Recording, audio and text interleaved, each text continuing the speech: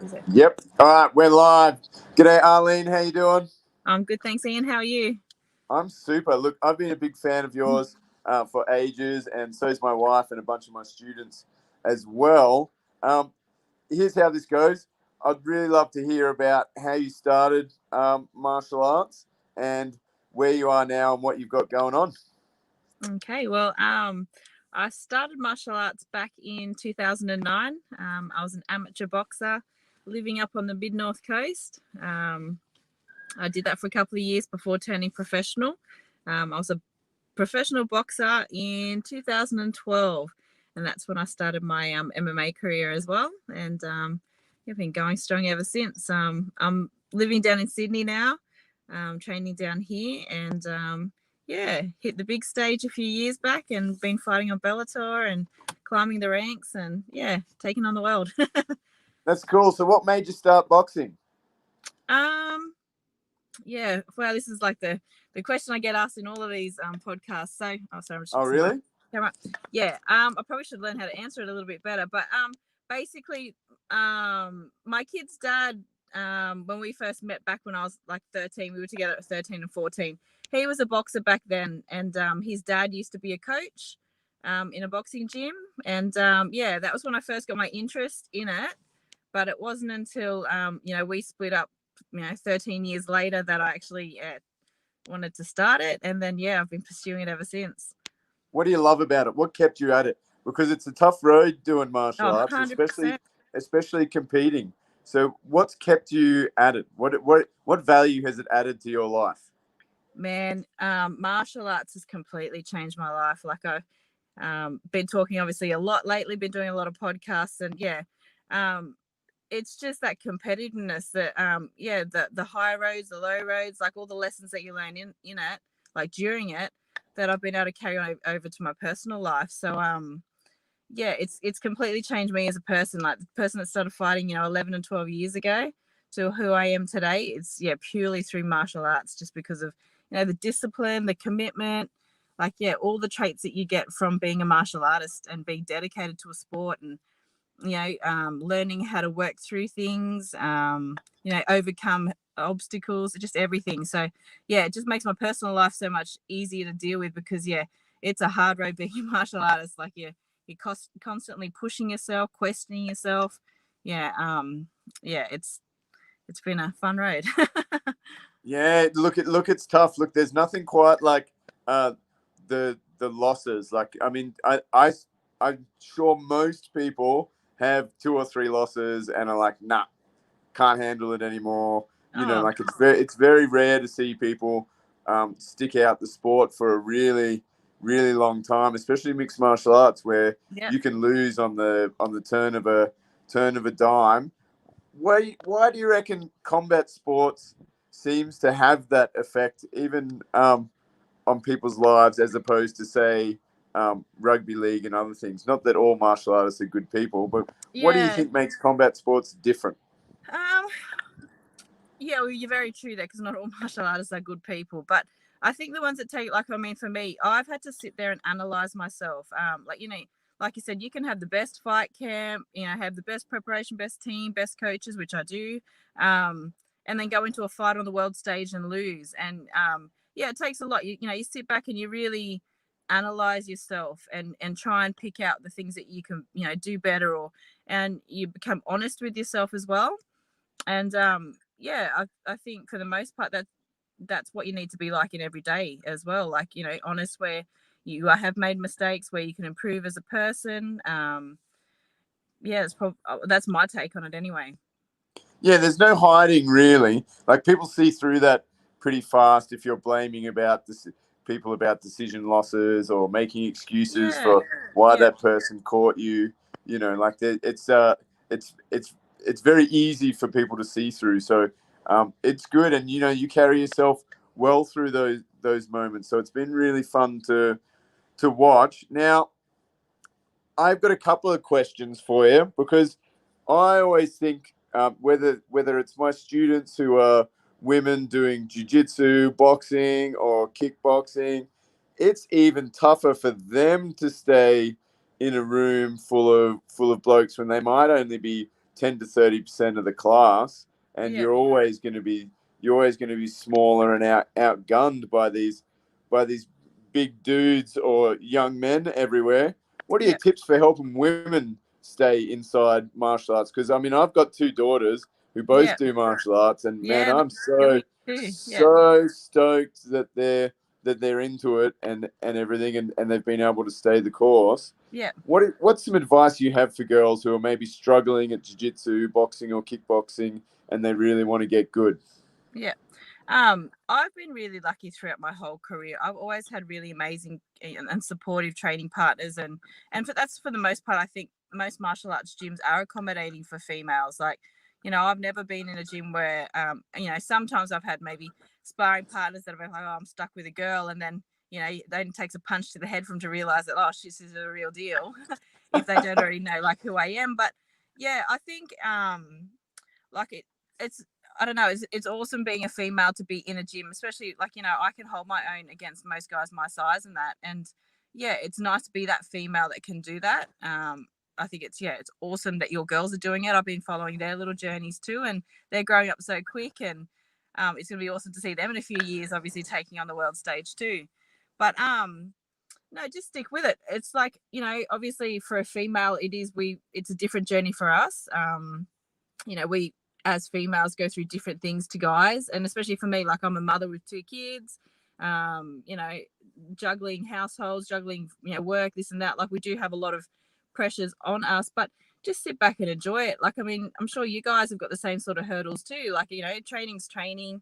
It's not always going to be easy road, but you just stick with it and you enjoy it. This is why we do it. And it's different too, as in, a female in a fight gym or female fighters, we're different to other females. It's not what most females want to do. So we're a different breed, and it's, take pride in that. I take pride in being a female that can do things that most other females can't do, and also still be a female. Like, I love, the fact that one day I can be in gym clothes beating up guys, and then, that night put on a dress and heels and still be very much a female.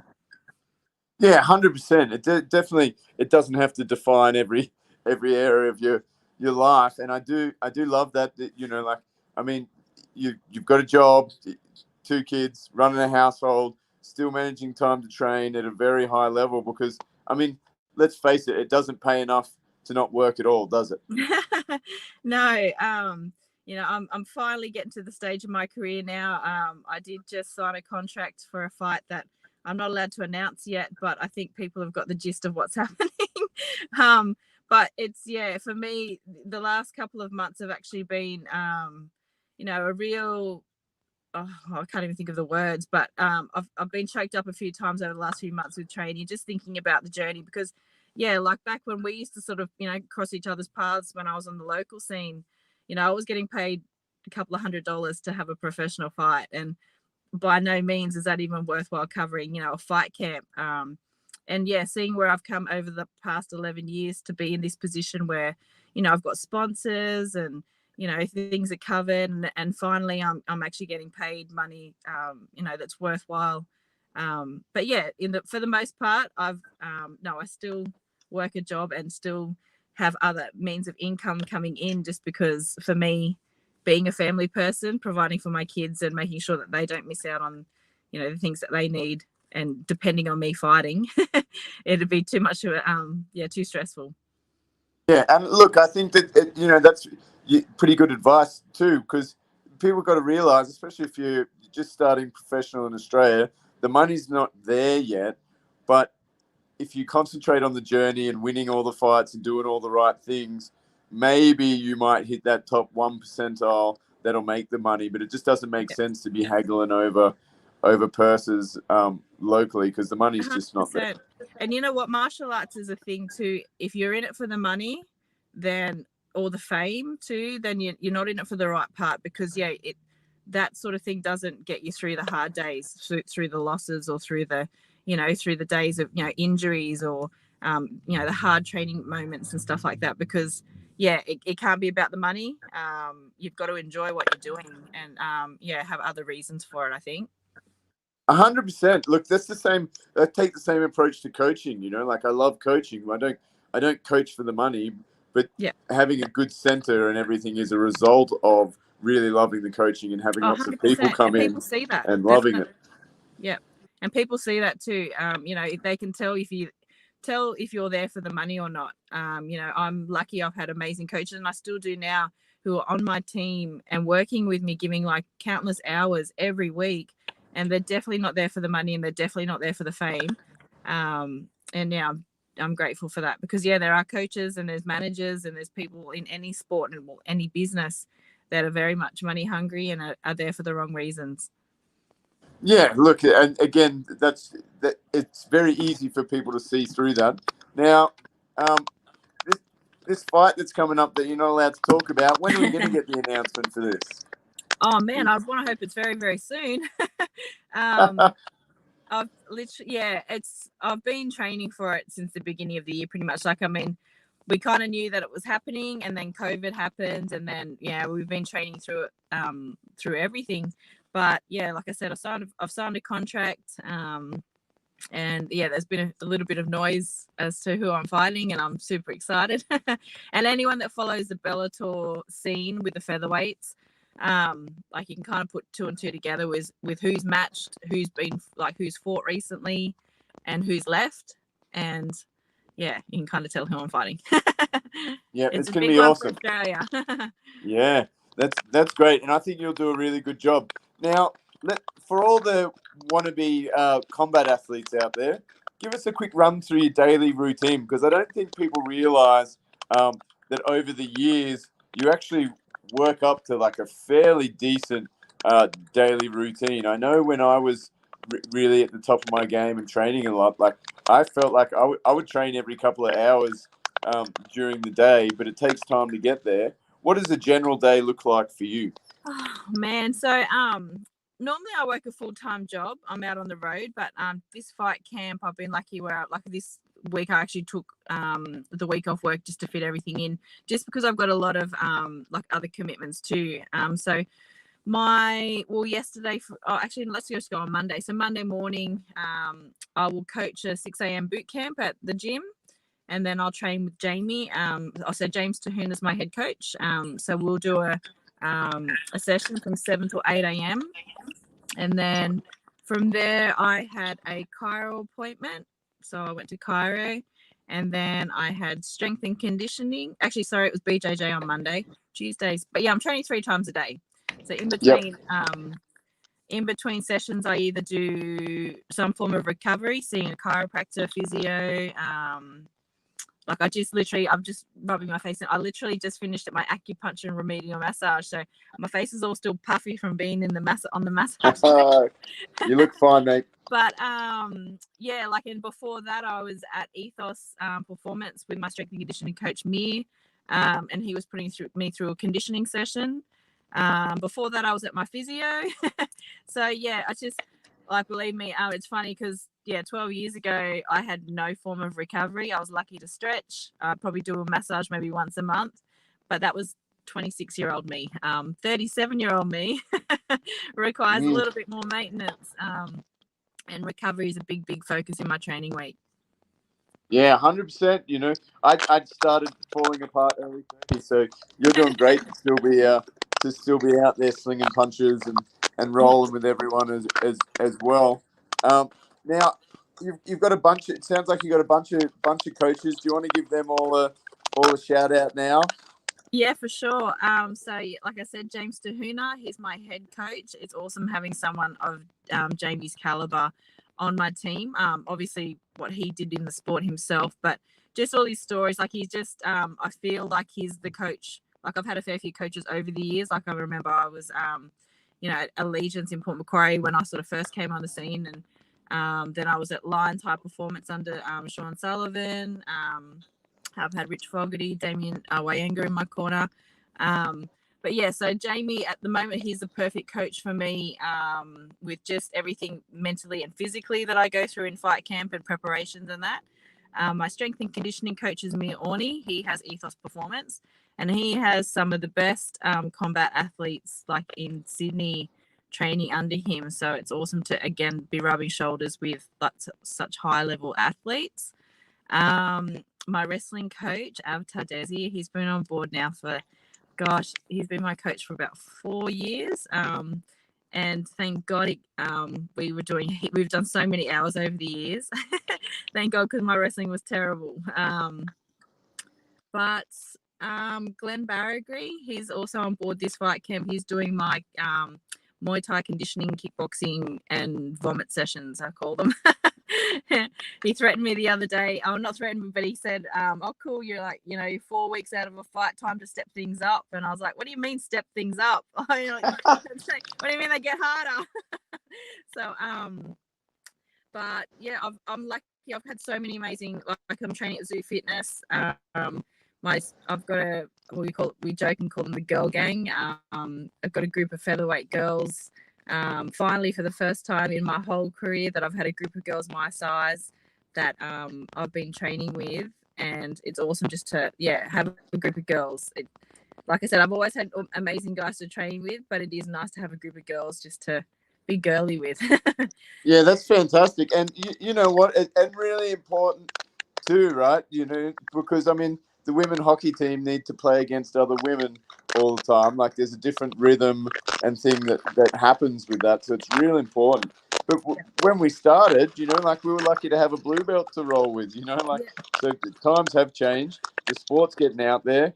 Lots of martial arts clubs have transitioned to doing, less kata and more Muay Thai and, more jiu-jitsu and more wrestling. So the access to training has improved, and there's old heads around now like James Tahuna, who's a really good guy to be able to pass on some of the lessons of fighting and mistakes that he would have made, and to make sure that like you transition not only into the high level sport and the high level competition, but you're going to need him when you transition out of it for advice as well.